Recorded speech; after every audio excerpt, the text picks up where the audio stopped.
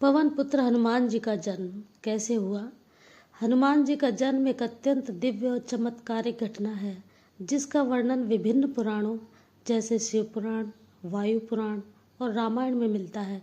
मुख्य रूप से हनुमान जी के जन्म के पीछे माता अंजनी की तपस्या, भगवान शिव का वरदान और पवन देव की भूमिका रही है। एक समय की बात है, गहन वन में स्थित एक शांत गुफा में माता अंजनी गहन तपस्या में लीन थी। उनका मन एकाग्र था, उनकी आंखें बंद थीं और वे अपनी आत्मा के भीतर एक अद्भुत शक्ति की पुकार सुन रही थी। माता अंजनी परम तेजस्वी और दृढ़ संकल्प वाली देवी थी। उन्होंने अपना जीवन ईश्वर की भक्ति और ब्रह्मचर्य के लिए समर्पित कर दिया था। जब उन पर संतान प्राप्ति का दबाव बढ़ा तो उन्होंने एक कठोर निर्णय लिया। वे किसी पुरुष के संपर्क में नहीं आना चाहती थी और न ही सांसारिक मार्ग से संतान को जन्म देना चाहती थी।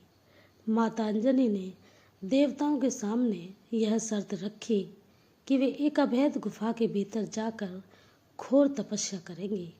उन्होंने कहा कि यदि ईश्वर स्वयं मुझे अपनी शक्ति का अंश प्रदान करें बिना किसी मानवीय स्पर्श के, तभी मैं मातृत्व को स्वीकार करूंगी।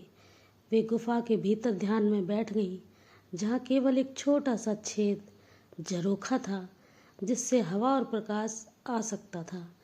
भोले बाबा की दिव्य फूंक माता अंजनी की तपस्या से प्रसन्न होकर भगवान शिव भोले बाबा ने उनकी मर्यादा और ब्रह्मचर्य का सम्मान करने का निर्णय लिया।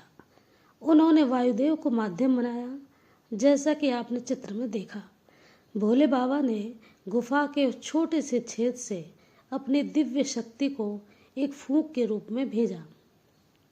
वह फूंक साक्षात भगवान शिव का अंश और तेज थी।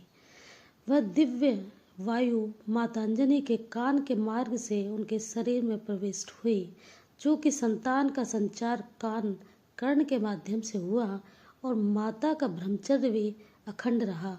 इसलिए इस दिव्य बालक का नाम हनुमान या वायुपुत्र पड़ा।